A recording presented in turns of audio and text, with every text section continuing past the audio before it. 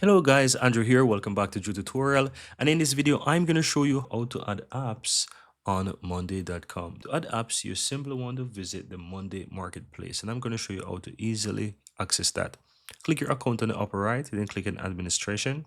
On the left hand side, go ahead and click on apps. And here you'll find that you can explore the marketplace. Click on that.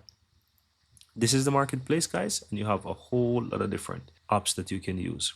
You can scroll down and look for apps, or you can go ahead and you can just use the tab, or you can go ahead and search for a certain app that you want.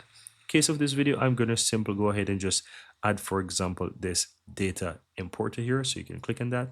And to add an app, you can easily click on install. That's pretty much it, guys. You go ahead and you add it. Choose where you want to add it. That could be a specific workspace or all. Simply click on install, and that's how you can easily go ahead and install an app. And once you're done, guys, you can just simply choose whatever you want. For example, you can choose your main workspace, select, then click on add app. And that's pretty much how you can easily install an app and use it within monday.com. Keep in mind that some of these apps you'll need to authorize. So if that pops up, just simply go ahead and click on authorize.